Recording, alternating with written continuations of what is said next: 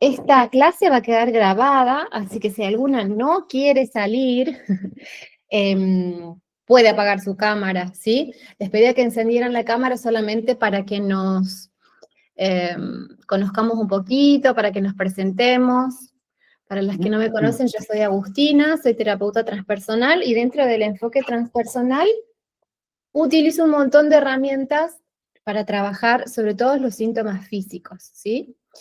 Y hoy vamos a hablar específicamente del sobrepeso.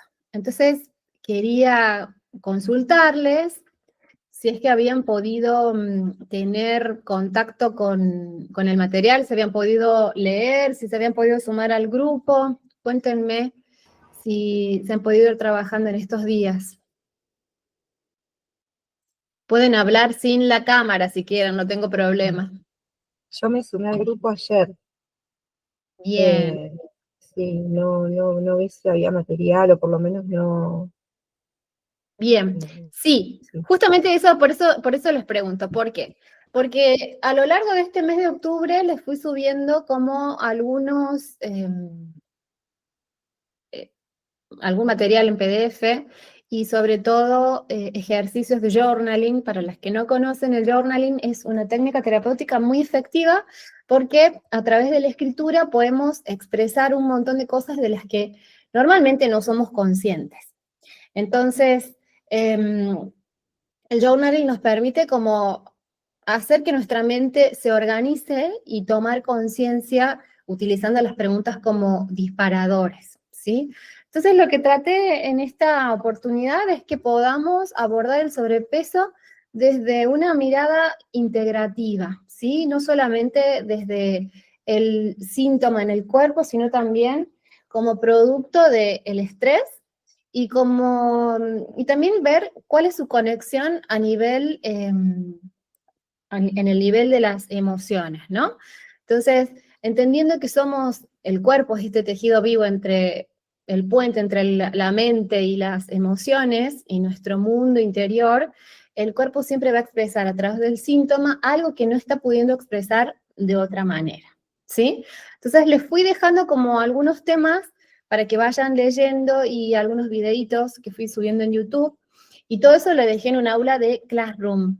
Entonces, al finalizar el encuentro de hoy, les voy a volver a poner, para las que no se hayan sumado todavía, ese enlace para que entren a Classroom, que es una aula virtual, donde van a encontrar todo lo que se fue compartiendo en el grupo, porque claramente todas fueron ingresando en diferentes tiempos. Entonces, para que no se pierdan nada de lo que se habló con respecto al sobrepeso, en el grupo ustedes puedan tener todo ese material disponible y en orden, ¿sí?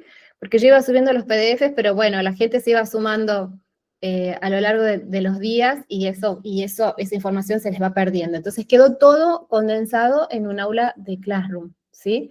Van a, si se fijan en el chat del grupo, creo que ayer subí el enlace y hoy lo voy a subir también para las que no han podido todavía ingresar.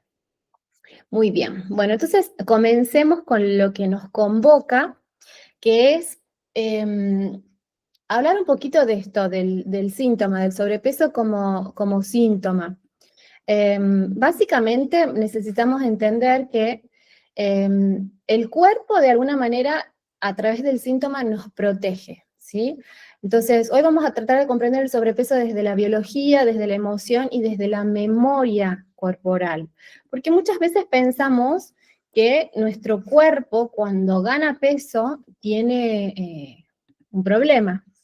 Y en definitiva es entender que no, ¿sí? No hay un conflicto a nivel del cuerpo, sino que hay una respuesta biológica, ¿sí? El cuerpo no se equivoca, se adapta para sobrevivir, para sostener y para darnos protección. Y vamos a ver de qué manera es que nos protege, ¿sí? Muchas veces no responde como queremos, ¿sí? Sube de peso, se inflama, retiene líquidos, o nos falta energía, ¿sí? O todo nos resulta pesado cuando no tenemos esa energía. Pero la realidad es que el cuerpo en su biología, como les decía, no se equivoca, sino que va a responder a un ambiente y se va a adaptar al ambiente. Y cuando hablamos de ambiente, hablamos tanto del ambiente físico como del ambiente emocional y también al ambiente interno que tiene que ver con nuestros hábitos, con nuestra alimentación, con lo que pongo dentro del cuerpo, ¿sí? A ver, voy a dar ingreso a esta persona. A ver, ¿qué pasó? Un segundito. No sé por qué no me deja ver, ahí está. Hola, Mili. Bueno, seguimos. Entonces, lo que les decía, el cuerpo en su biología no se equivoca, sino que responde a este ambiente al que se adapta y va a hacer lo mejor que puede con la información que interpreta, básicamente, buscando mantenernos a salvo.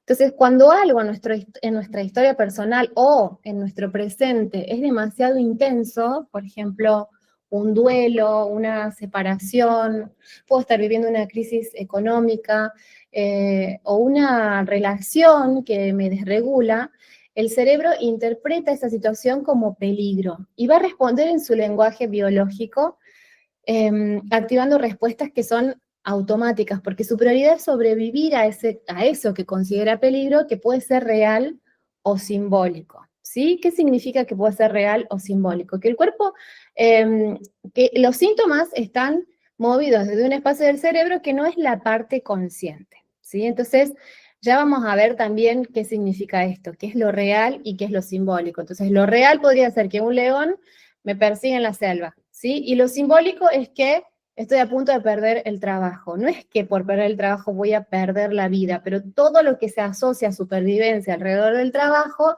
hace que mi cuerpo vive ese peligro como si de verdad estuviera siendo perseguida por un depredador. ¿Se entiende? Si no se entiende, se abren el micrófono o me van dejando las preguntitas y yo las voy a responder al final para no distraerme, ¿sí? Pero si quieren preguntar algo, levantan la manito o se sacan el micrófono y preguntan. Entonces, vamos a tratar de explicar de una manera muy simple hoy estos 3 niveles que participan en esta adaptación biológica, estos 3 niveles del cerebro, porque nuestro cerebro no es una unidad, sino un sistema con diferentes capas, ¿sí? Con diferentes capas evolutivas que responden de manera muy diferente frente al estrés, a la sensación de peligro o a la sensación del miedo, ¿sí? El cerebro reptiliano sería como la estructura más antigua, la más primitiva, va a regular todo lo básico, como respirar, dormir, comer, defendernos, ¿sí? Esta parte del cerebro no piensa, reacciona, y cuando percibe amenaza, activa respuestas automáticas como lucha, huida, o congelamiento. Ya vamos a ver qué es cada cosa, ¿sí? Entonces, si vivimos mucho tiempo en exigencia o en tensión, este sistema no distingue si el peligro es ese león que les decía o tal vez una factura por pagar, ¿sí? Simplemente va a mantener esa alarma encendida y esa alarma a nivel del sistema nervioso impacta nuestro metabolismo, nuestra digestión y en nuestra capacidad de descansar, porque cuando estamos en alerta, nos cuesta incluso hasta dormir, nuestra mente no para de rumiar, no descansa, ¿sí? El sistema límbico es el cerebro emocional, es otra parte del cerebro. Esperen que le doy acceso a otra persona. Mamma mía, a ver.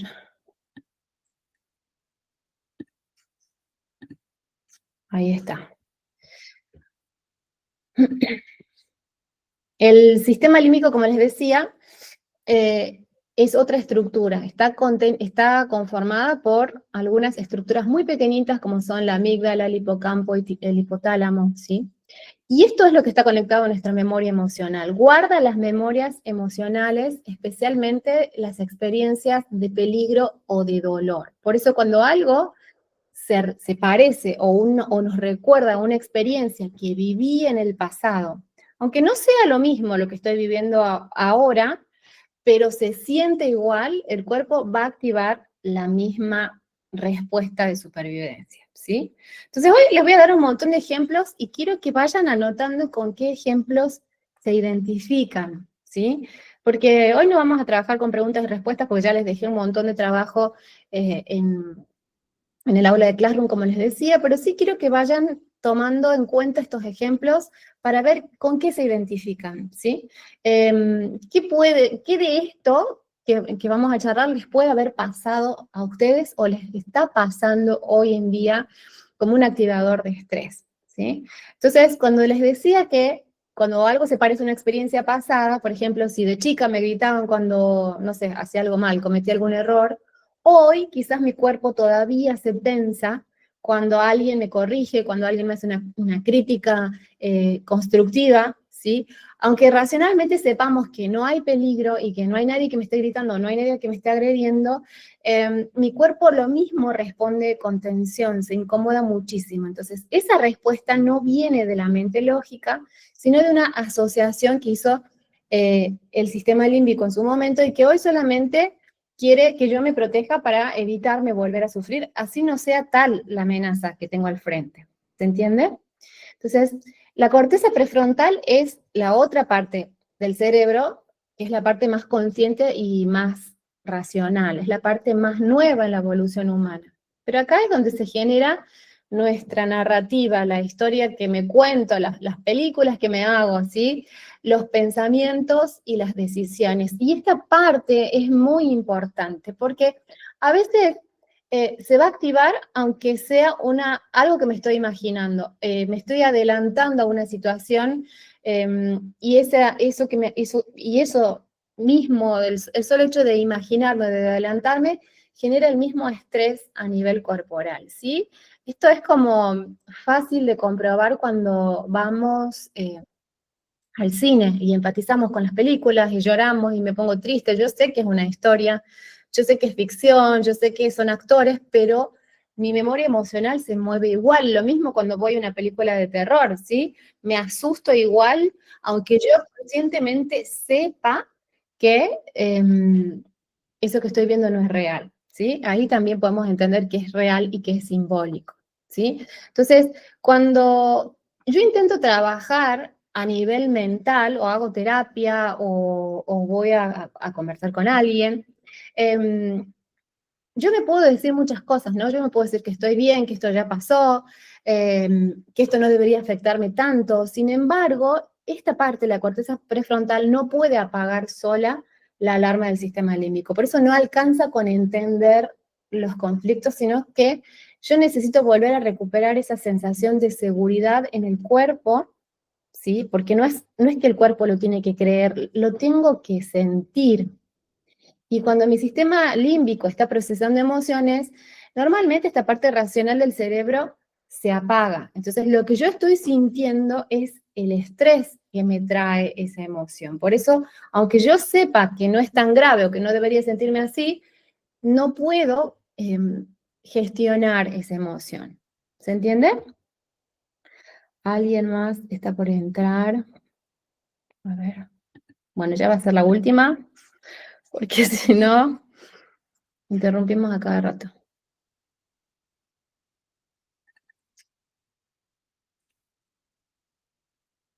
Ahí está.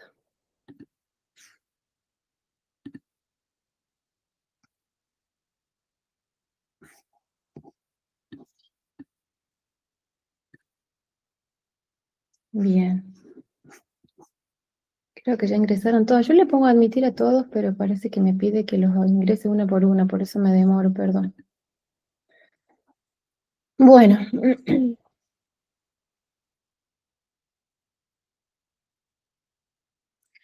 Entonces, ¿cómo conecta esto con el sobrepeso? ¿Sí? Tenemos que entender que nuestro cuerpo es un organismo complejo.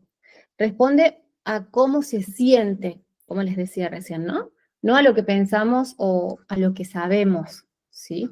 Y cuando nuestro sistema nervioso vive en este modo defensa, por este estrés sostenido, por inseguridad incluso, o por una autocrítica constante que puede venir de nosotras mismas, desde nuestro propio diálogo mental, desde nuestra propia manera de tratarnos, se van a activar programas de supervivencia porque los interpreta como una amenaza. Y dentro de esos programas de supervivencia está retener líquidos o acumular grasa, bajar el metabolismo, ralentizar su funcionamiento, o sea, volverlo más lento, y eso significa que voy a tener digestiones más lentas, interrumpidas tal vez, no voy a quemar correctamente las calorías de lo que consumo, y si yo no duermo bien tampoco, ese gasto calórico se va a producir mientras duermo, entonces eso también va a alterar todo mi sistema, ¿sí?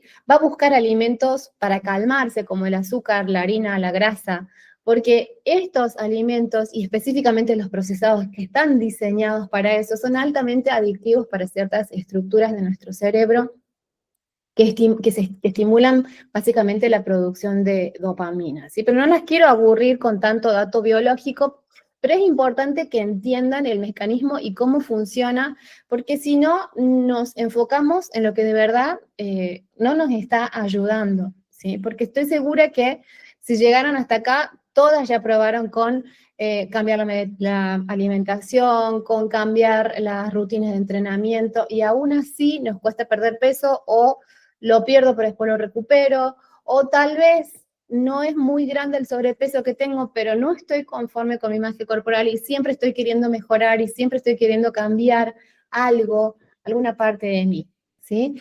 Entonces, la idea es que entendamos que mientras nuestro cuerpo se percibe en peligro, va a activar esos mecanismos, no va a soltar sus reservas, ni va a bajar sus defensas, ¿sí? Porque este es su diseño, ¿sí? Es proteger la vida antes que cualquier cosa. Entonces, el cuerpo hace lo que haríamos nosotros en cualquier situación de peligro, ¿sí?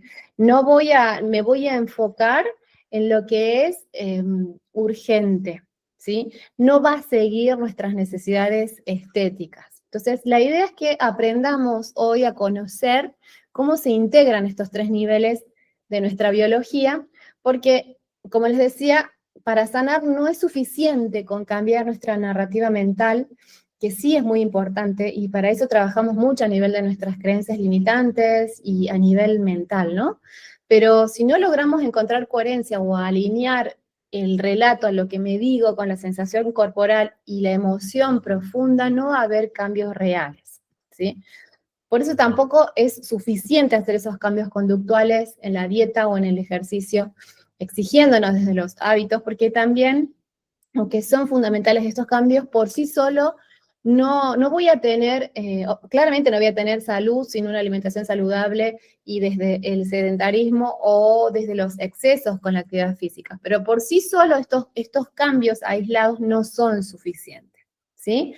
Es entender que si solamente prestamos atención a esta parte física, a lo que veo, pero no presto atención a mi mundo emocional o a la forma en que me posiciono en la vida, a mi diálogo interno, al espacio que ocupo en mi vida, al nivel de prioridad que me doy, cómo está mi ambiente emocional, cómo están mis relaciones, que son los focos más grandes de estrés para las mujeres.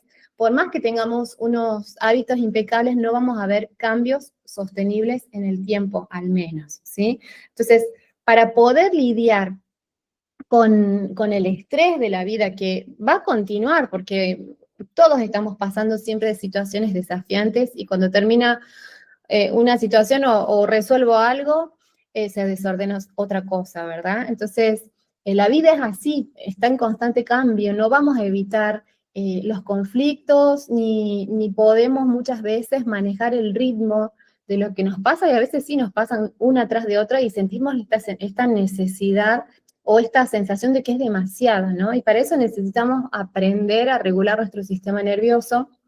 Por eso cuando trabajamos a nivel integral, estamos teniendo en cuenta todos nuestros niveles de manifestación, ¿sí? De nuestra existencia, ¿sí? Y ahí es cuando logramos esa coherencia entre lo que pensamos, lo que sentimos, la respuesta biológica y nuestro entorno. Es como que necesitamos poner orden en cada una de esas esferas de manifestación. Entonces, cuando trabajamos con el cuerpo, a través del movimiento consciente, la respiración, la propiocepción, al tiempo que hacemos este trabajo de observación interna, de estar escuchándome, escuchando las señales de mi cuerpo, le voy enseñando a mi sistema límbico que ahora sí puede bajar la guardia, y cuando el cuerpo confía, nuestra mente es la que se calma y nuestras decisiones, nuestras elecciones también se alinean a esa coherencia. Normalmente cuando estoy en estrés, cuando tengo miedo, cuando estoy deprimida, no tomo buenas decisiones, no hago buenas elecciones.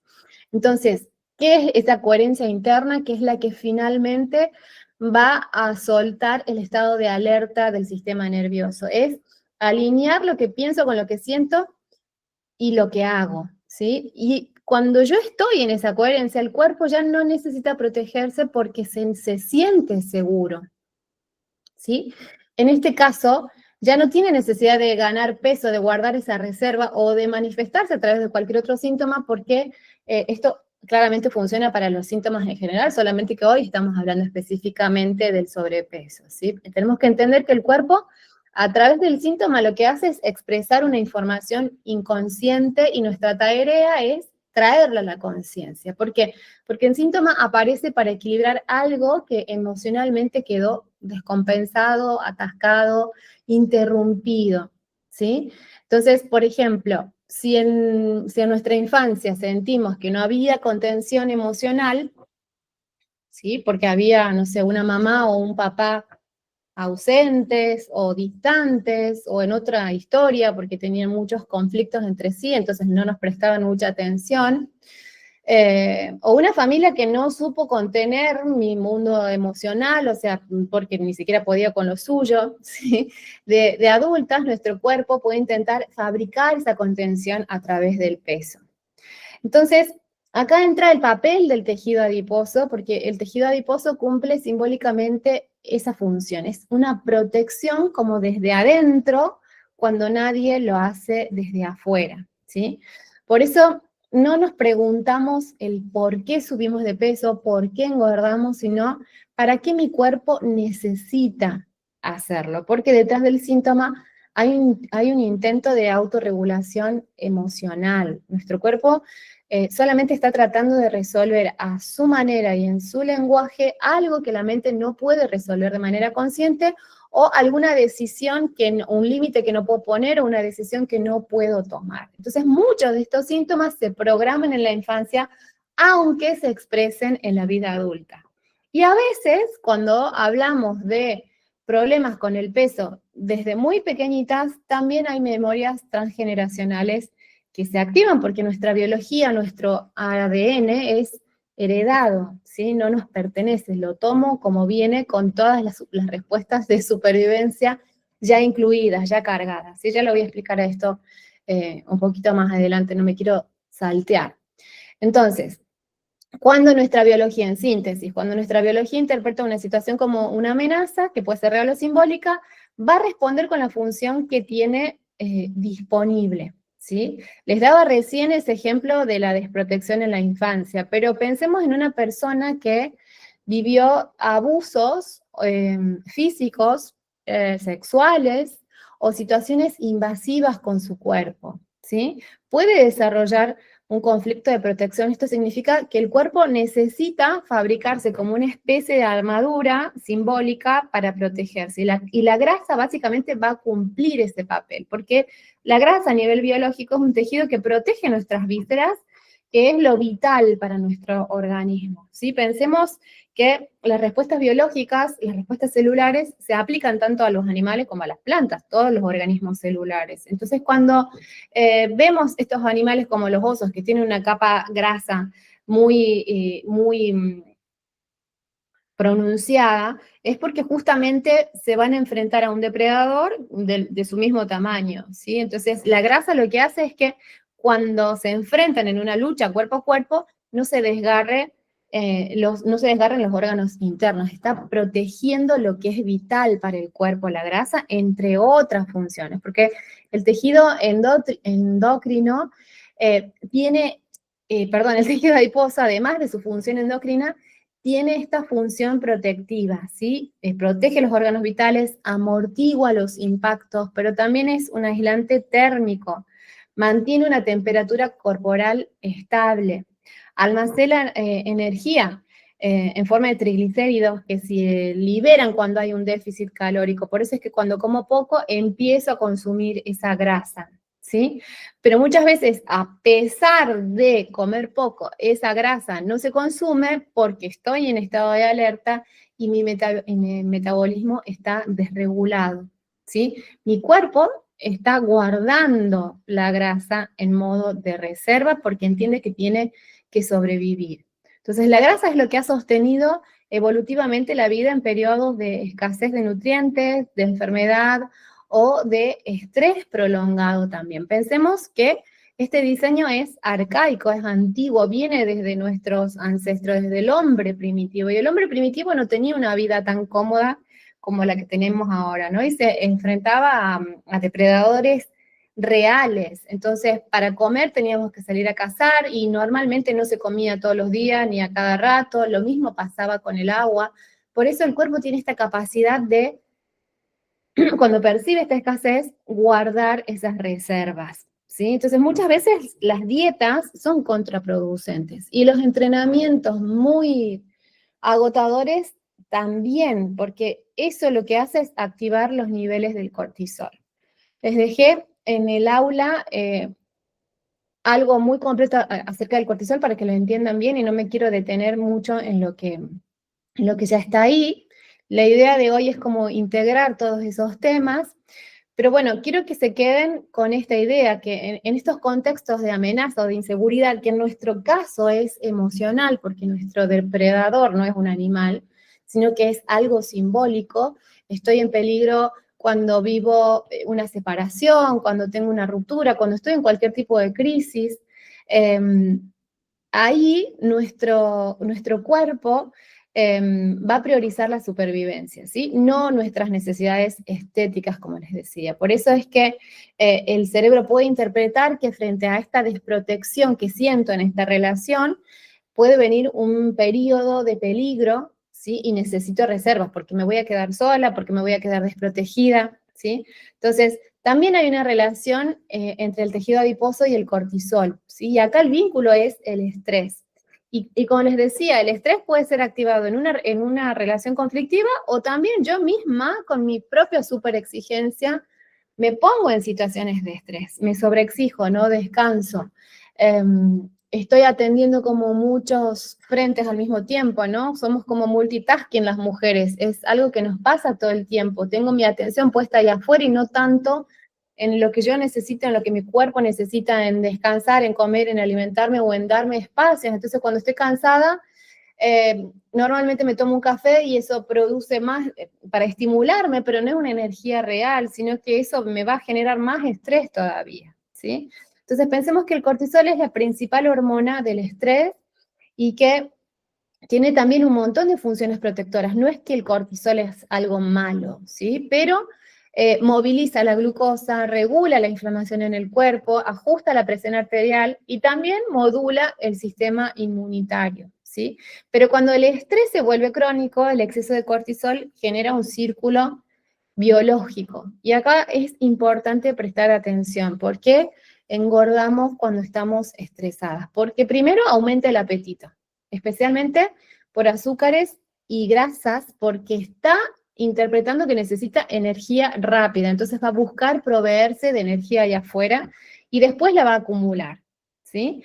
Va a favorecer entonces la lipogénesis, porque va a acumular esta grasa y sobre todo lo va a hacer en la zona abdominal, que es donde están nuestras vísceras, lo que es vital para proteger en el cuerpo, ¿sí? Va a estimular también la creación de adipocitos o de células grasas y va a aumentar la resistencia a la insulina, lo que también va a mantener niveles de glucosa alto y esto alimenta este ciclo vicioso, ¿sí? Es como un círculo. Entonces, el cuerpo percibe el peligro, segrega cortisol, busca combustible, guarda esa energía, acumula la grasa y se mantiene listo por si acaso, o sea, mantiene esa reserva por si acaso. No voy a bajar de peso cuando estoy transitando, si esa es mi tendencia, ¿eh? Porque acá también hay que entender que los síntomas tienen mucho que ver con el mapa mental de la persona, cómo esa persona interpreta la vida y cuál es su herencia, ¿sí? Muchas personas frente al estrés adelgazan, muchas personas frente al estrés suben de peso. Acá estamos hablando de las que suben de peso, ¿sí? Entonces, ese mecanismo es una herencia evolutiva, porque el cuerpo fue diseñado para sobrevivir, como les decía, a sequías o estos largos periodos de hambruna, sino a nuestras jornadas laborales que son infinitas y sin horarios ahora, ¿sí? Ni al estrés emocional constante cuando estoy viviendo conflictos, cosas que no se resuelven, ¿sí? Estoy atravesando un duelo, algo algo que me cuesta superar. Entonces, el cuerpo va a dar una solución simbólica y con sentido en este nivel biológico, porque no puede resolver allá afuera, o sea, fuera de su jurisdicción, fuera de sus límites, va a poder poner solamente límites internos. Y entonces, es como muchas veces nuestro cuerpo crece para hacerse notar o para poner límites, o para verme más fuerte, o para tener esta sensación de fortaleza, de robustez, para cargar con un montón de obligaciones que nos autoimponemos o que la vida nos demanda básicamente, ¿sí? Entonces, entendamos esto, que la mente, la emoción y el cuerpo trabajan en sinergia y por eso es necesario darle un enfoque integrativo al síntoma, ¿sí? Porque muchas veces es un síntoma que se juzga mal, como que la persona que tiene sobrepeso está descuidada, está dejada, no se cuida, no se atiende, es sedentaria, y no, la verdad es que no, son síntomas que es un síntoma que responde a un montón de factores y que, como les decía, para cada persona va a tener un lenguaje distinto y coherente con la impronta de esa persona, ¿sí? Pero entendamos que básicamente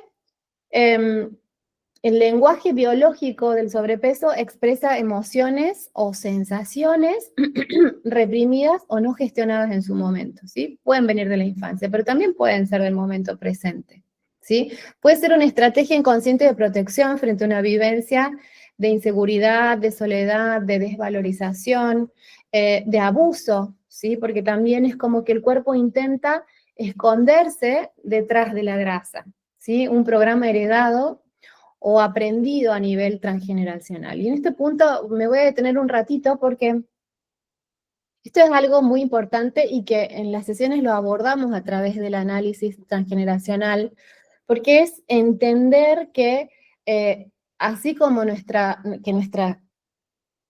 ADN lo heredamos, nuestra memoria biológica ya viene cargada con información, ¿sí? Hay un ejemplo científico muy concreto que es el hambre heredada y la respuesta de almacenamientos, ¿no? Y uno de los estudios más conocidos a nivel científico es el del invierno del hambre holandés. Es un estudio que fue publicado en el año 2007, se hace desde la epigenética conductual, que es una disciplina científica.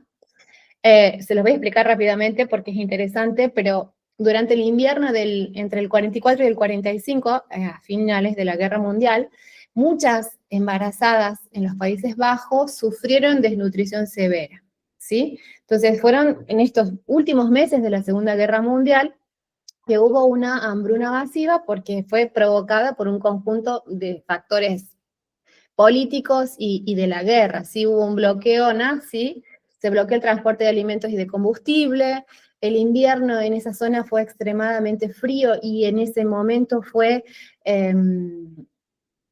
muy, muy, muy frío, entonces los canales de agua se congelaron, no había transporte fluvial, los cultivos quedaron destruidos por las heladas, sufrieron cortes energéticos, no podían cocinar, no podían calefaccionarse, muchas familias talaban árboles o quemaban muebles para calentarse y su alimentación fue muy precaria. Entonces, una gran mayoría de personas murieron, ¿sí? Y otras sobrevivieron gracias a la ayuda humanitaria que llegó demasiado tarde para muchas familias, porque estamos hablando de que esto fue en septiembre, octubre, y la ayuda humanitaria llegó aproximadamente en el mes de marzo. O sea, pasaron muchísimos meses estas personas en ese estado, ¿sí? Sus hijos nacieron con bajo peso, pero décadas después, este estudio muestra que estas personas mostraron una tendencia mayor a la obesidad y a la resistencia a la insulina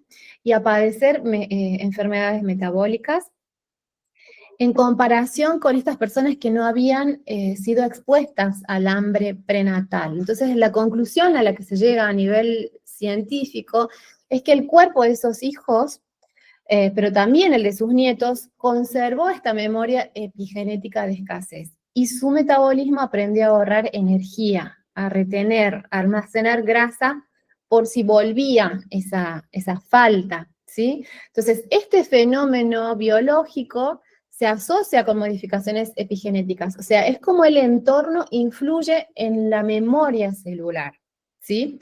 Estas personas no es que heredan el hambre literal, sino este programa inconsciente de supervivencia que hay que guardar porque puede faltar. La biología se resguarda y se protege ante la escasez, como les dije al principio, porque la falta de alimento es un peligro directo a la supervivencia. Entonces, en generaciones posteriores, este mismo mensaje se puede expresar de diferentes formas, ¿sí? Entonces, vemos que muchas veces comemos rápido o en exceso, o por si acaso, o tengo dificultad para soltar o para desprenderme de objetos, de vínculos, incluso del peso. O hay miedo inconsciente a la escasez o a quedarme sin y tendemos a la acumulación, ¿sí? Entonces, el síntoma, el sobrepeso, busca esta coherencia interna, intenta compensar internamente una información heredada de escasez o peligro. ¿Y por qué es importante el abordaje a través del análisis transgeneracional o por qué necesitamos a veces constelar un síntoma, ir a mirar al sistema familiar? Porque a la hora de comprender estos programas heredados o aprendidos, necesitamos entender que se van a expresar como síntomas y el sobrepeso es uno de los síntomas posibles. Entonces, pensemos que si en nuestra familia, y esto es para que vayan tomando conciencia y tomen nota con lo que se identifiquen, como les dije al principio, si en nuestra familia hubo carencia alimentaria o pobreza extrema en nuestros abuelos o nuestros bisabuelos, y pensemos en abuelos que crecieron en tiempos de guerra, porque no estamos tan lejos, o posguerra, o crisis de hambre rural, porque vivían en el campo y a veces la pasaban mal porque había inundaciones, porque la vida en el campo es así, incierta, es la vida en la naturaleza, no es lo mismo que la vida en la ciudad, que tengo comida por todos lados, ¿sí? Cuando esas generaciones pasaron hambre real y hubo racionamiento o escasez de comida, esa memoria celular aprendió a sobrevivir guardando lo que había y comiendo todo compulsivamente porque mañana no se sabe, ¿sí? Entonces, a veces cuando tenemos este tipo de conducta, estamos en lealtad con alguno de esos ancestros y no lo sabemos, ¿sí? El cuerpo, siendo nosotras descendientes, recuerda esa información de falta, ¿sí? Y aunque hoy haya comida suficiente, el metabolismo va a responder como está programado, ¿sí? Como si pudiera volver a faltar. Por eso tenemos esa tendencia a acumular, a comer rápido, miedo a tirar la comida o la culpa por dejar en el plato, ¿sí? Y también nos han educado con esos mensajes, ¿no? Como que hay que comerse todo porque los niños en África no tienen que comer. Y esas son, aunque no crean, son creencias que se quedan muy arraigadas a nivel inconsciente, pero que después se expresan en conductas, ¿sí? En trastornos de la alimentación, ¿sí? También pensemos en otro tipo de carencia o de escasez o de ausencias, como en el caso de las madres o de las abuelas de nuestro linaje con maternidades solas y de alta exigencia, ¿sí? Pensemos en una mujer que crió sola varios hijos o trabajando muchas horas, sin apoyo emocional o económico, ¿sí? Su estado interno probablemente era de alerta constante, o dormía poco, o siempre estaba con miedo a no poder, a no llegar a fin de mes, a no poder sostener, a no poder alimentar a sus hijos, lo que fuera, ¿no? Que la haya mantenido en esta hipervigilancia y en esta tensión a nivel del sistema nervioso. Entonces, en la actualidad, quienes heredamos esos programas de sostén, vuelven sus cuerpos grandes, como les decía recién, para poder resistir, para poder contener, para poder proveer a otros, ¿sí? Para poder sostener a otros. Tiene un sentido simbólico. La grasa se convierte en símbolo de fuerza, de energía, de estabilidad, de reserva. Es como si nuestro cuerpo ahorrara dinero, porque justamente la grasa es energía y el dinero es energía también. Entonces, por eso les decía, es como frente a la escasez, probablemente yo no salga a gastarme mis reservas, probablemente conserve, ¿sí? Ahorre, y el cuerpo va a hacer lo mismo, ¿sí? Entonces, hay un mensaje o una creencia inconsciente que es esto: tengo que ahorrar, o tengo que ser fuerte, o tengo que ser robusta para sostener, porque si no, todo se desmorona, sobre todo si todo depende de mí, ¿no? Y ahí viene la sobreexigencia, esta sensación de soledad o de desamparo, porque ahora todo depende de mí, no puedo contar con nadie, no puedo soltar, no puedo distraerme, no puedo descansar, ¿sí? No puedo disfrutar también en muchas ocasiones, porque la prioridad es atender otras cosas que aparecen como más importantes. Y es muy común ver este patrón de conducta en mujeres con sobrepeso. Y también es interesante ver la localización de las grasas en el cuerpo, ¿no? Porque justamente el sobrepeso localizado en la espalda está hablando de eso, ¿no? De generar una superficie más grande, más ancha, más fuerte, más firme para sostener, o en los brazos, ¿sí? Además del abdomen, ¿sí? Otro factor transgeneracional también pueden ser las muertes tempranas, los duelos no elaborados, o las pérdidas de hijos, ¿sí? Porque en el árbol familiar, cuando empezamos a mirar, cuando empezamos a investigar, hay pérdidas muy abruptas: hijos, padres jóvenes, abortos, desapariciones, guerras, abandono.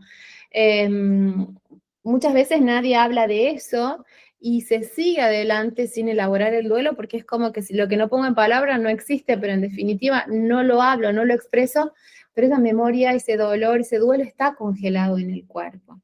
Entonces, el cuerpo hoy conserva esa memoria del vacío, o ese vacío, y busca llenarlo.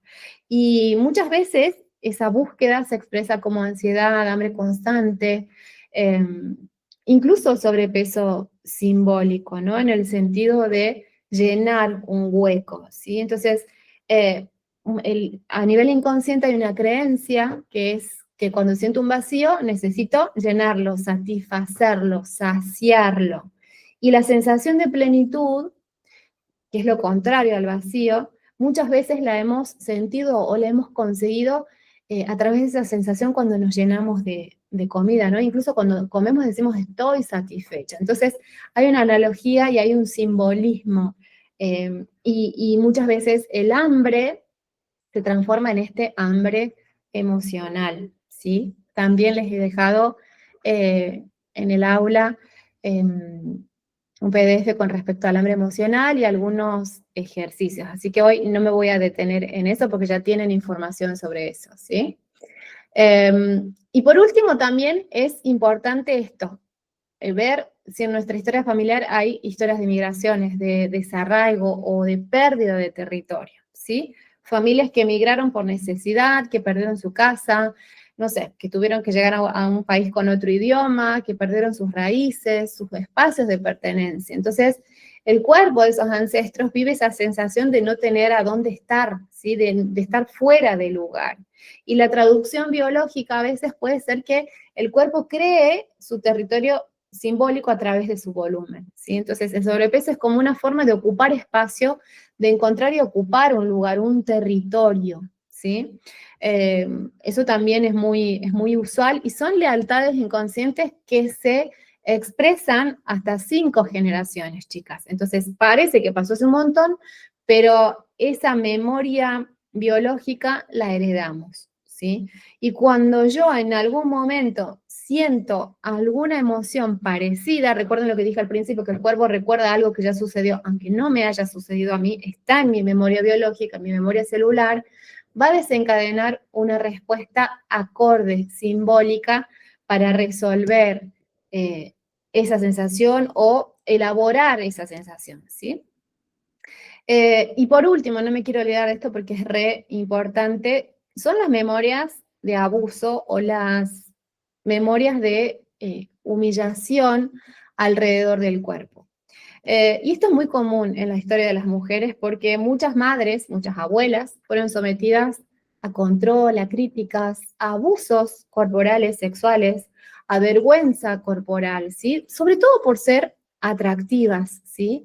Y por la forma de pensar en ese momento, donde el cuerpo fue un lugar de abuso, de peligro, de juicio. Entonces, esas memorias hacen que Si es que nosotros vivimos situaciones similares, por más que no sea un abuso similar, pero algo que me ofende, algo que me humilla, un comentario, inconscientemente sentimos esa vergüenza, esa humillación y el cuerpo puede inconscientemente, como dije, buscar camuflarse detrás del peso para proteger su vulnerabilidad. ¿Por qué? Porque una mujer fue atacada a causa de ser atractiva, entonces va a tratar de esconder o de camuflarse con grasa para ser menos atractivo, para ser menos visible, para llamar menos la atención, para pasar desapercibida, ¿sí? Para no ser deseado, para volverse inaccesible. Es como que pongo un espacio, un límite, ¿sí? Entonces, es esta sensación de que por ser atractiva o por destacarme, no estoy segura, no estoy a salvo y me refugio en el síntoma. Claro que es una solución inconsciente, ¿sí? Lo repito un montón de veces porque a veces no se entiende, parece que el cuerpo está en nuestra contra o que es un auto boicot y no tiene que ver con eso. ¿Sí? También acá, así como heredamos esas actitudes, esa respuesta emocional, también heredamos o aprendemos o modelamos actitudes que tienen que ver con el control y la exigencia, ¿sí? Sobre todo también es como una característica muy femenina, porque hay familias donde se valora la productividad, el sacrificio, la autoexigencia, ¿no? La mejor mamá es la que más se sacrifica, la mejor mujer es la que se autoexige y es productiva y rinde todo el tiempo. Entonces es como si descansar fuera una pérdida de tiempo, ¿sí? Como si disfrutar no estuviera permitido, porque pensemos que en estos mismos contextos de familias que han luchado mucho para sobrevivir por un territorio, para tener que comer, que han sobrevivido a guerras, que han sobrevivido a hambrunas, que la han pasado realmente mal, el disfrute está mal visto, ¿sí? Entonces la productividad es como lo que se persigue, aunque hoy ya no necesite tanto nivel de productividad, porque hoy mis necesidades están básicamente cubiertas, ¿sí? Entonces necesitamos entender que el estrés o esa actitud de autoexigencia de no poder parar y la culpa por hacerlo también se heredan y se replican como una forma de pertenencia, como una lealtad inconsciente. Pero en ese estado nuestro cuerpo entra en un modo de tensión permanente, vuelve al círculo del cortisol, se retiene el líquido, se acumula esa grasa abdominal porque todo el metabolismo se desregula, ¿sí? Entonces, cuando miramos nuestra historia familiar, tal vez descubrimos que el cuerpo justamente no está luchando contra nuestros objetivos, sino que está mandando esas respuestas que en su lenguaje son protectoras, porque está sosteniendo memorias de mujeres que pasaron hambre, miedo, soledad, necesidades, ¿sí? Entonces ahí es cuando vemos que nuestro síntoma es una forma de lealtad inconsciente y es el lenguaje de esta alma familiar que se expresa en el cuerpo de los miembros del sistema. Entonces, muchas veces una constelación puede ser una herramienta eficaz a la hora de trabajar el síntoma también, ¿sí? Entonces, necesitamos básicamente entender que todas esas experiencias, no nos gusta la palabra trauma, siempre digo que trato de suavizarlo, ¿no? Digo esas heridas del pasado, pero básicamente el trauma es el dolor, es la cicatriz, es lo que quedó, ¿no? Es una experiencia que generó eh, algo, una respuesta. Y ahí está el trauma agudo y el trauma perdón, del crecimiento. Entonces, quiero que entendamos la diferencia, ¿sí? Porque el trauma agudo puede expresarse en sobrepeso cuando, no sé, una persona atraviesa una experiencia que la marca de acá para siempre, como un antes y un después, ¿sí? Puede ser una experiencia de abandono, de abuso, de desprotección. Muchos hijos son, cuando hablo de abandono me refiero a abandonos por parte de los padres. Muchos hijos son dados en adopción o los cría la abuela, o hay una intermitencia con los padres, están pero no están, o porque son padres muy jóvenes, ¿no? Entonces necesitamos justamente ir como ajustándonos y llevándolo a la propia historia personal, ¿sí? Hay situaciones de abuso que puede ser de abuso físico, de abuso de autoridad, de abuso sexual, alguien que me tocó, algún toque, o capaz que no fue nada, pero yo me sentí agredida y abusada. porque lo interpreté así. Entonces mi cuerpo interpreta que mi entorno no es seguro y desde ese momento mi sistema nervioso queda condicionado a la supervivencia, ¿sí? Y por eso afecta directamente al metabolismo, al apetito, a la forma corporal, ¿sí? El cuerpo, como les decía, no busca verse bien, busca protegerse, ¿sí? Entonces, el sobrepeso se vuelve una solución biológica y emocional, ¿sí? No sé, pensemos en un trauma de abuso físico o sexual que me ha tocado muchas veces en consulta. Es como que el cuerpo desarrolla el sobrepeso como una armadura sin protección, porque en el momento en que sufrió o esa invasión corporal no pudo defenderse. Entonces vive esta ruptura entre la seguridad y el cuerpo, y lo que les decía recién, su biología aprende que ser visto o ser deseado es peligroso, y se va a proteger con el aumento de peso. ¿Sí? Es como que va a borrar su forma atractiva o va a tener esta dificultad para mostrarse o sentirse atractiva. ¿Sí? Entonces, es como a eso responde el síntoma. Si me hago más grande, estoy más protegida, o si paso desapercibida, no me lastiman. ¿Sí? Es como una coraza protectora. Y el trauma del desarrollo, a diferencia del trauma agudo, que es este evento, puede ser algo que ocurre de manera crónica, silenciosa, durante toda la infancia, toda la adolescencia, dentro de los vínculos significativos, ¿sí? Porque los traumas se gestan, se viven a nivel de los vínculos, ¿sí? Entonces, acá puede aparecer en cualquier espacio de nuestro entorno, padres, cuidadores, escuela.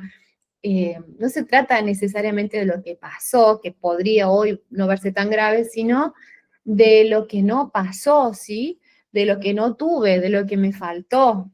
Validación, contención, seguridad, presencia incondicional de ese vínculo en momentos que fueron clave para mi crecimiento, ¿sí? Entonces, es como si nuestro sistema nervioso, al no poder procesar esas experiencias, adaptara su fisiología y su percepción para poder sobrevivir, ¿sí? Entonces, esa adaptación que fue útil en la infancia, si hoy no se revisa en la adultez, se convierte en la base de cualquier patrón somático, emocional, relacional, ¿sí?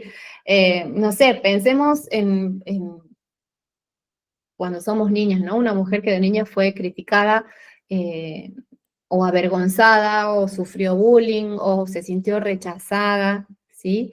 Eso es un caso clásico del trauma de desarrollo, porque no proviene de un evento único, sino de experiencias repetidas, a veces con el mismo padre o con la misma madre, o de microexperiencias, de sentirse criticada o humillada o poco valiosa, ¿sí? Entonces es como que el cuerpo deja de sentirse seguro como lugar de pertenencia, ¿sí? Entonces eso se guarda en la memoria corporal y el cuerpo tiende a agrandarse, a ocultarse, a desconectarse, ¿sí? Entonces, ¿qué quiero decirles con esto? Que desde la mirada somática, el trauma del desarrollo genera también un patrón de hiperactivación o de colapso del sistema nervioso, que es cómo funciona mi sistema nervioso, ¿sí? Entonces, el cuerpo queda como programado desde ese momento para leer el entorno como peligroso. Incluso en contextos que son seguros, siempre está buscando los detalles o las situaciones que le despiertan inseguridad. Es como que escanea y se enfoca ahí, ¿sí? No se puede enfocar en otra cosa, porque eso sucede desde el momento del trauma hasta el presente, y ese estado de alerta se va a mantener porque está buscando asegurar su supervivencia. Por eso es que no descansamos y por eso es que el síntoma no remite, ¿sí? Porque es como que se mantiene activo esa hipervigilancia a lo largo de todo el tiempo, ¿sí? En términos biológicos, esta activación, esta hiperactivación, esta hipervigilancia predispone a la inflamación, a la retención. Hay inflamación, hay cortisol y todo el ciclo del que ya hablamos, y si no lo tiene claro, vayan a mirar el material en el aula, ¿sí? Pero bueno, lo que quiero que es que les quede claro que la teoría, si bien es muy, muy interesante, necesitamos pasar a la acción, ¿sí? Entonces, pasar a la acción es realmente dedicarnos el tiempo de resolverlo, de buscar la manera de revisar nuestra propia historia, de hacer consciente eso que está oculto y que aún nos mantiene en estrés, eso que nuestro cuerpo interpreta como amenaza y que nos impide descansar, soltar, reparar, ¿sí? Entonces yo, para trabajar este síntoma, he creado un programa que se llama Sobrepeso y Emociones y trabajamos uno a uno para poder profundizar. No es un programa grupal. Si bien estos encuentros los hacemos de manera grupal y son informativos y tienen un montón de información, hasta que no vayamos a nuestra historia personal, hasta que no nos pongamos serias con este trabajo desde esta mirada que integra lo vincular, la respuesta corporal, la respuesta emocional, la historia personal, nos va a costar un montón, va a seguir siendo desafiante, ¿sí? ¿Y por qué lo hacemos uno a uno? Porque cada una tiene su propia historia y cada una tiene sus propios traumas agudos y del desarrollo, como les decía, ¿no? Y por ahí son espacios donde necesitamos realmente poder sentirnos seguras para poder compartir y para poder hablar, y muchas veces estas instancias grupales, por más que querramos, no le resultan a nuestro sistema nervioso seguro para poder abrirse y para poder expresarse, ¿sí? Entonces, es importantísimo el enfoque y el acompañamiento individual, ¿sí? Lo que hoy quiero que se lleven y que les quede claro es que el sobrepeso no es un problema y no es un síntoma a atacar, sino es el mensajero o la expresión visible de una memoria muy específica de protección, ¿sí? Por eso el trabajo que hacemos a nivel integrativo no busca controlar el cuerpo, sino reeducarlo desde la seguridad, acompañarlo desde la presencia, liberarlo desde la conciencia.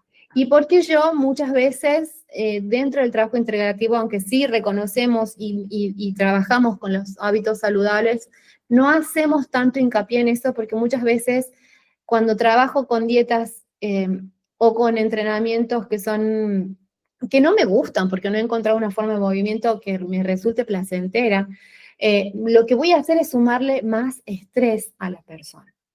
Entonces, mientras hacemos este trabajo somático, lo que estoy haciendo es como ampliar mi ancho de banda para que mi sistema nervioso pueda sostener y contener cada vez más, hasta que de verdad pueda comprometerme con un plan de alimentación, que es lo que necesito, que es el adecuado, pero desde este lugar de la conciencia, no de la restricción, ¿sí?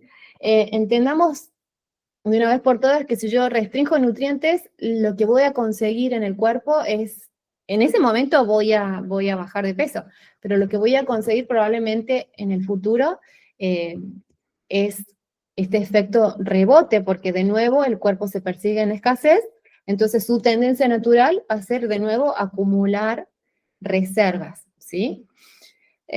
Cuando trabajamos desde los vínculos, desde el cuerpo, desde la conciencia, desde lo somático, o sea, desde todos esos frentes, el cuerpo empieza a defenderse, porque también tomamos conciencia de dónde están los núcleos de estrés para ir desactivándolos uno a uno, gradualmente. Tampoco puedo desactivar todo junto, ¿sí?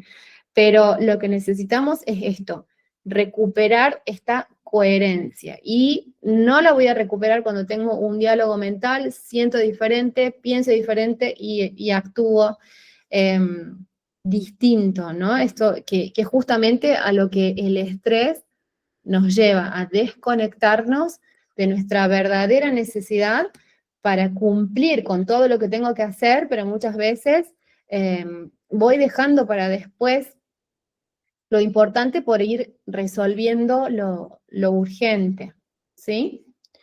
Bueno, ya hablé un montón y quiero escucharlas. ¿Tienen algún comentario? ¿Se sintieron identificadas con algo? ¿Alguna duda? Hoy están muy calladitas las chicas.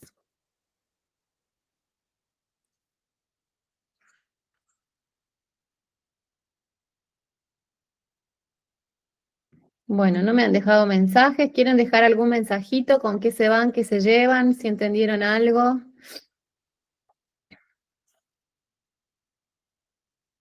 Bien, ¿y alguna duda que les haya quedado? ¿Algo que no hayan entendido? Sí, es un montón de información a procesar. Sí, la verdad que lo que ¿Cuál les es la, decía, ¿no? Es muy complejo. Sí. ¿Quién está hablando? Liliana, Hola, cuál es la Lili. acción? Hola, ¿qué tal? ¿Cuál es la acción a seguir más que todo lo que traemos de la historia? Y que justamente eso es lo que les decía recién, ¿no? Las acciones a seguir dependen muchísimo de la persona, porque en definitiva no es la historia lo que hace. Préndete la cámara, Lili, porque no te veo, así te puedo poner acá en foco.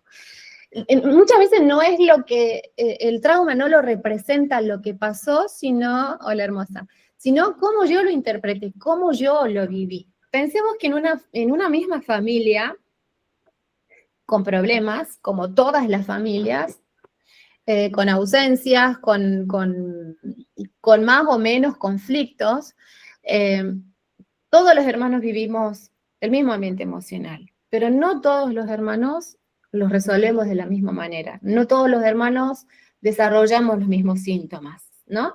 Entonces, no porque yo haya tenido antecedentes de obesidad significa que vaya a ser obesa, puede que sí, puede que no, puede que mi hermana sí y yo no.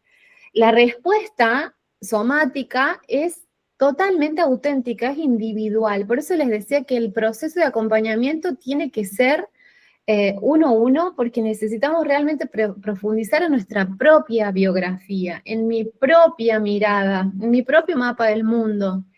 ¿Sí? El mapa del mundo significa que yo voy a tener una interpretación completamente distinta a la que tuvo mi hermana frente al mismo evento. Y una relación completamente diferente con el mismo padre, la misma madre, ¿no? Y también llego a la historia o a la familia en diferentes momentos de la familia. Entonces, mi historia personal se va configurando con elementos y con interpretaciones que son propias, subjetivas. Hay como una realidad descriptiva, que son los hechos, que es lo que sucede para todos, pero la vivencia, que es lo que impacta en nuestra corteza somática, en nuestro mundo sensorial, es completamente individual y en base a eso es que nuestro cuerpo reacciona. ¿Sí? Entonces, no se puede dar una respuesta general de lo que hay que hacer, porque yo necesito primero conocerte. Segundo, vos necesitas conocerte. Y conocerte en estos términos, qué es lo que a mí me activa, qué es lo que a mí me apaga, qué es lo que a mí me estresa, qué es lo que a mí me desconecta. ¿Sí? No sé, hay personas que frente a la actividad física sienten bienestar, placer, endorfinas y les encanta y lo adoptan como forma de vida y son felices, y hay personas que detestan ir al gimnasio, detestan moverse. Entonces no va a ser la misma solución. ¿Se entiende? Y no es que yo tengo que obligarme porque tengo que bajar de peso. Punto 2, el sobrepeso no necesariamente tiene que desaparecer, ¿sí? Porque a veces hablamos de necesidad estética, a veces hablamos de salud, pero no hay una asociación directa entre sobrepeso y falta de salud. Muchas personas que tienen sobrepeso subjetivo o están fuera de lo que dice la norma, tienen una salud excelente, entonces tampoco hay una asociación directa, ¿sí? Hay muchas cosas que se mezclan. Y hay mucho impuesto desde la cultura también, como que esto es lo correcto, esto es lo correcto, ¿no? Y la moda, y cómo me tengo que ver. Y no solamente es el peso, también son las arrugas y el paso del tiempo, y no se puede envejecer, y si tengo canas estoy descuidada. Y la verdad que las canas son un rasgo de la edad, ¿no? Entonces, tiene que ver mucho con nuestra percepción. Ahí es donde hacemos el trabajo. Pero es diferente para cada persona. Entonces, sí hay una tendencia general que todas necesitamos sentirnos cómodas en el cuerpo que tenemos, pero para sentirnos cómodas no necesito un cuerpo esculpido en el gimnasio. ¿Se entiende? Y para tener salud tampoco. ¿Sí? Entonces, muchos de los síntomas que están asociados al sobrepeso no tienen su origen, tienen su causa en otro origen emocional. Y eso es lo que se investiga en las sesiones, ¿no? Porque hay protocolos, hay un montón de cosas para hacer, hay abordajes, como les decía. Yo trabajo desde la decodificación biológica, trabajo con herramientas de bioneuroemoción, con trabajo somático. Desde el coaching relacional ponemos orden en los vínculos, en las relaciones, podemos trabajar con constelaciones, desde el enfoque transgeneracional. Creo que todos esos abordajes nos van a llevar a un lugar más integrador, porque el sobrepeso es multifactorial. No puedo, es como si yo tuviera una pizza que la divido en porciones, no puedo trabajar solamente con una porción, tengo que en algún momento ir tocándolas a todas. ¿Se entiende? Ay, no te escucho, Lee, porque tenés apagado el micrófono. Prendételo, no te lo puedo prender. Apago porque hay perros ladrando afuera. Sí. Digo que si se puede trabajar de forma virtual todo eso. Sí, claro, por supuesto. Se puede trabajar de forma virtual y se puede trabajar presencial. Yo estoy en Córdoba, pero para toda la gente que está fuera de Córdoba, se puede trabajar, incluso en Córdoba se puede trabajar de manera virtual tranquilamente. Algo que estoy haciendo también ahora son, lo que sí se trabaja en sesión grupal es el trabajo somático, porque el trabajo somático, que también tiene algunas características muy particulares, ¿no? Porque acá el trabajo somático es justamente en esto, en desactivar o en ampliar esta ventana de tolerancia del sistema nervioso, porque a veces estoy tan hiperactivado que cualquier cosita me hace saltar, ¿no? Y me sube la presión. O me dispara algo somático. Entonces, miren cómo es de finito el límite y de particular el proceso, que hay ejercicios de respiración que a ciertas personas las activan, les generan incomodidad, y a otras personas las relajan. El otro día recibí una señora que me dice, mira, fui a una clase de yoga, invitaron a un chico que tocaba el gong, un baño de gong, no sé qué era, y me dice, salí completamente alterada me dijo, hasta vértigo sentía. Entonces, Pasa. no podemos, claro, porque todo lo que está, pensemos que mi corteza sensorial, mi corteza somática se nutre de lo que yo percibo por los sentidos. Y algo que para mí es totalmente pacífico, para una persona puede ser amenazante, ¿no? No sé, ir al mar, hay gente que le tiene pánico al mar. Subirme un avión, hay gente que se relaja y se duerme, hay gente que la pasa mal y tiene claustrofobia. Entonces, vuelvo a esto, no, el trauma no es el hecho en sí, la situación en sí, sino mi interpretación personal. Y ahí es donde yo necesito hacer un profundo trabajo de autoconocimiento. Bien. Para poder identificar cuáles son los entornos que a mí me activan y cuáles son los entornos que a mí me dan seguridad. Porque mientras mi cuerpo no experimente la sensación de seguridad, esta disociación, dice, no, sí, estoy bien, está todo bien, pero internamente no está nada bien. Tengo un nudo de la panza, me sube la presión, me baja la presión, no sé por qué no puedo dormir de noche. Y es que justamente ahí hay algo no visto, algo no conectado. Esa es la desconexión. Eso es lo que me desregula.